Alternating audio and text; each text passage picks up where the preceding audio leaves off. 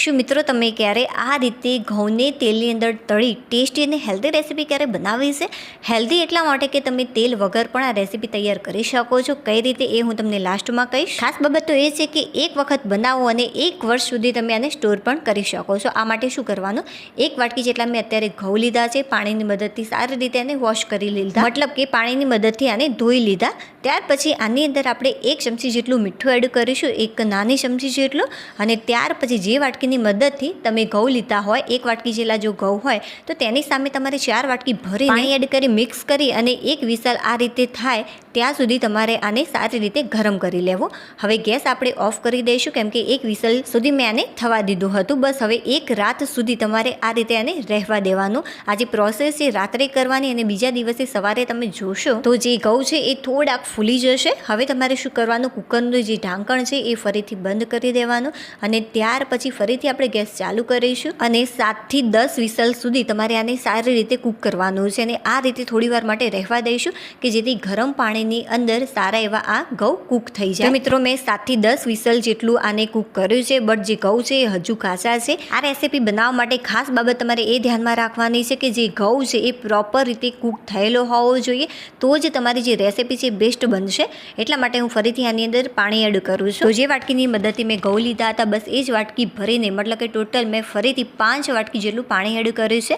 પહેલાં 4 વાટકી એડ કર્યું હતું અને અત્યારે મેં 5 વાટકી જેટલું પાણી એડ કર્યું અને ફરીથી આને આપણે કૂક કરી લઈશું. જ્યાં સુધી મિત્રો આ કૂક ન થાય ત્યાં સુધી તમારે પરફેક્ટ રીતે આને કૂક કરવાના, ત્યાર પછી જ આગળની પ્રોસેસ કરવાની. નહીં તો જે આ રેસીપી આપણે બનાવવા જઈ રહ્યા છીએ સારી નહીં બને.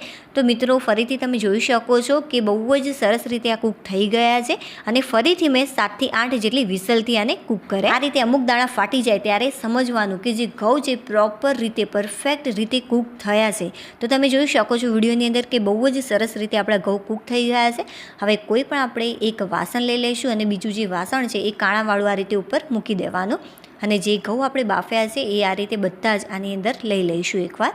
મિત્રો એક સ્ટેપ જો તમે ધ્યાનથી જોશો તો મારી ગેરંટી છે કે પહેલી જ વારમાં જે આ રેસીપી છે બહુ જ સરસ બનશે અને બધા જ આના દીવાના બની જશે ખાવામાં. હવે આપણે આને ઢાંકી અને પાણી નીતરે ત્યાં સુધી સાઈડમાં મૂકી દેવાનું. મિત્રો એકવાર તમે આ રીતે ઘઉં તૈયાર કરી લેશો ત્યારે જે રેસીપી બનશે એ ફક્ત 2 થી 3 મિનિટની અંદર તૈયાર થઈ જશે. આની અંદરથી મિત્રો સારું એવું પાણી દૂર થઈ ગયું છે. હવે દુપટ્ટાની જે બીજી સાઈડ છે એને આપણે આ રીતે કવર કરી લઈશું અને હાથ વડે થોડુંક આ રીતે મિક્સ કરવાનું કે જેથી જે એક્સ્ટ્રા પાણી હોય થોડું ઘણું એ દૂર થઈ જાય. હવે આપણે શું કરીશું, આ રીતે ખુલ્લા મૂકી દઈશું પંખા નીચે. તો અત્યારે મેં ફેન ઓન કર્યો છે. પંખો કરવાનો મિત્રો એક જ રીઝન કે જે આ ઘઉં છે એ સારી રીતે સુકાઈ જાય. તો મિત્રો જે આ ઘઉં છે મેં આ રીતે થોડી વાર માટે રહેવા દીધા હતા પંખા નીચે, અડધો કલાક માટે, અને આને ઢાંકી અને 1 રાત સુધી ઘરમાં જ રહેવા દીધા. તો તમે જોઈ શકો છો કે બિલકુલ પણ એ હાથમાં ચીપકતા નથી.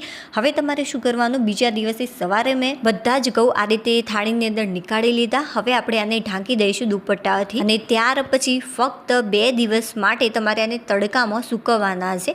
જો ઉનાળો હશે તો 2 દિવસની અંદર બહુ જ સરસ રીતે આ ઘઉં સુકાઈ જતા હોય છે, બટ જો શિયાળો હોય તો 4 થી 5 દિવસ જેટલો પણ સમય લાગતો હોય છે. પહેલા દિવસે તમે ઘઉં જોશો તો તમને એવું લાગશે કે આ સુકાઈ ગયા છે, બટ મિત્રો 2 દિવસ ચોક્કસ આને સુકાવજો કે જેથી બિલકુલ પણ આની અંદર ભેજ ન રહે. એટલા માટે મેં 2 દિવસ સુધી આને તડકામાં સૂકવ્યા હતા. ચાલો હવે તેલ જોઈ લઈએ કે તેલ ગરમ થયું છે કે નહીં. હજુ તેલ ગરમ નથી થયું. સારું એવું તેલ ગરમ થયેલું હોવું જોઈએ. તો જોઈ શકો છો બસ આ ટાઈપનું થાય ત્યાં સુધી આપણે તેલને ગરમ કરવાનું છે. હવે આપણે થોડાક ઘઉં આની અંદર એડ કરી દઈશું અને ત્યાર પછી જે ગેસની ફ્લેમ છે એ મિત્રો જ્યારે પણ તમે ઘઉં એડ કરો છો ત્યારે જે ગેસની ફ્લેમ છે એ તમારે ફાસ્ટ રાખી દેવાની અને જ્યારે આ ઉપર આવી જાય ત્યારે જે ગેસની ફ્લેમ છે એકદમ ધીમી કરી દેવાની અને ધીમા તાપે ફક્ત અડધી મિનિટની અંદર જે આ ઘઉં છે એ સરસ મજાના ફ્રાય થઈ જતા હોય છે. તો બસ હવે આપણે આને કોઈ પણ પ્લેટની અંદર નીકાળી લઈશું. જો હવે આપણે બીજી વખત આને ફ્રાય કરી લઈશું અને મિત્રો તમે જોઈ શકો છો કે બીજી વખતમાં બહુ જ સારું એવું તેલ ગરમ થયું છે, જેના કારણે જે ધાણી છે ફટાફટ ફૂટી રહી છે તેલની અંદર અને બહુ જ સરસ રીતે આપણી આ ધાણી તૈયાર થઈ છે. તો બસ આપણે આ ટાઈપનું જ તેલ ગરમ થયેલું હોવું જોઈએ. જે પહેલી વાર તમે તળશો તો થોડુંક તેલ વધારે ગરમ ન હોવાના કારણે અથવા બહુ જ વધારે પડતું ગરમ થયેલું હશે તો થોડાક લાલાશ પડતા થઈ જશે અને ઓછું ગરમ થયું હશે તો મજા નહીં આવે તળવામાં, બટ તમે જોઈ શકો છો કે જે મેં બીજી વાર તળ્યા બહુ જ સરસ રીતે આ ફ્રાય થઈ ગયા અને બહુ જ સરસ આ દેખાય છે.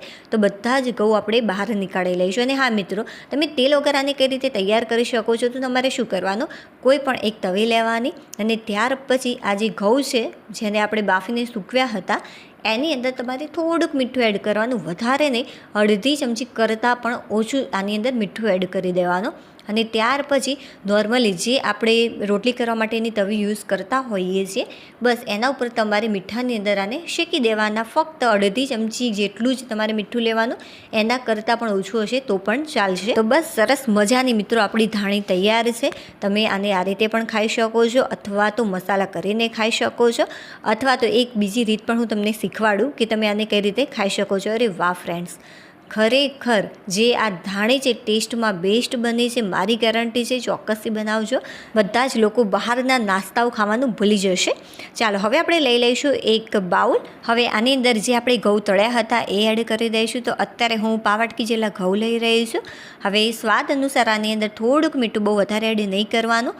હવે અડધી ચમચી કરતાં પણ ઓછું આપણે મરચું એડ કરીશું અને 2 ચપટી જેટલો ચાટ મસાલો એડ કરી સારી રીતે આને મિક્સ કરી લેવાનું. જો ચાટ મસાલો ન હોય તો તમે આના વગર પણ તૈયાર કરી શકો છો, અથવા તો જલજીરા પણ એડ કરી શકાય. અરે વાહ ફ્રેન્ડ્સ, ખરેખર સુપર્બ લાગે છે. મેં આનો ટેસ્ટ કર્યો. હવે આમાંથી આ જે ઘઉં તૈયાર કર્યા છે, અડધા ઘઉં આપણે બીજા કોઈ પણ એક વાસણની અંદર લઈ લઈશું. અને હા મિત્રો, જે આપણે ઘઉં બાફીને તડકામાં સૂકવ્યા હતા એને તમે સ્ટોર પણ કરી શકો છો 1 વર્ષ માટે. અને જ્યારે ઈચ્છા થાય ત્યારે બસ આ રીતે ફ્રાય કરી મસાલો કરી અને ખાઈ લેવા, અથવા તો શેકીને પણ ખાઈ શકાય. હવે આની અંદર 2 ચમચી જેટલી કોબીજ, 2 ચમચી જેટલું ઝીણી કટ કરેલી ડુંગળી, 2 ચમચી જેટલું ટામેટું, થોડી કોથમીર એડ કરીશું અને ઉપરથી થોડોક લીંબુનો રસ એડ કરીશું. એકદમ ચટપટો મિત્રો આનો ચાટ તૈયાર થશે. હવે જે ડુંગળી અને જે આપણે બીજો સલાડ એડ કર્યો છે ટામેટું અને કોબીજ, એના ભાગનો મસાલો કરી દઈશું. તો લાલ મરચું પાવડર અને મીઠું એડ કર્યું છે, બીજું કંઈ જ એડ કરવાની જરૂરિયાત નથી. હવે સારી રીતે એકવાર મિક્સ કરી લઈશું. મિત્રો આ રીતે જો તમે ખાશો તો ખરેખર બહુ જ સરસ એક હેલ્ધી સલાડ પણ તૈયાર થઈ જશે. જો તળ્યું નહીં હોય તો તમે આને, અરે વાહ ફ્રેન્ડ્સ, ખરેખર સુપર્બ લાગે છે. આની જે મીઠાશ છે કંઈક અલગ જ છે. ચાલો સૂર્યપ્રકાશમાં હું તમને આનું રિઝલ્ટ બતાવું. અને મેં થોડું કાશ્મીરી લાલ મરચું પાવડર પણ એડ કર્યું હતું પાછળથી, જેથી સારો એવો આનો કલર આવે અને ટેસ્ટમાં બેસ્ટ લાગે. અરે વાહ ફ્રેન્ડ્સ, ખરેખર બહુ જ સરસ મજાની આપણી ઘઉંની ધાણી તૈયાર થઈ ગઈ છે, જેને તમે 1 વર્ષ સુધી સ્ટોર પણ કરી શકો છો. અને હા ફ્રેન્ડ્સ, ઉકળતી છાશમાં મમરા નાખી મેં ફક્ત 4 મિનિટની અંદર એક એવી રેસીપી બનાવી છે જે તમને બહુ જ પસંદ આવવાની છે. આ સિવાય મેં કાચા ચોખાથી સરસ મજાના ઢોકળા બનાવ્યા છે. તો ચોક્કસથી વિડીયો જોઈ લેજો. દૂધ, માવા કે મિલ્ક પાવડર વગર કઈ રીતે પેડા તૈયાર થાય, 15 મિનિટની અંદર દહીં કઈ રીતે આપણે જમાવી શકીએ છીએ, એ બધા જ વિડીયો ખાસ જોજો, જે તમને બહુ જ ઉપયોગમાં આવવાના છે. અને આ વિડીયો પસંદ આવે તો વિડીયોને લાઇક કરી દેજો. ચેનલ પર નવા હોય તો ચેનલને સબસ્ક્રાઈબ કરવાનું બિલકુલ પણ ભૂલતા નહીં. હવે આપણે ફરીથી મળીશું એક નવી રેસીપી સાથે. ત્યાં સુધી બાય.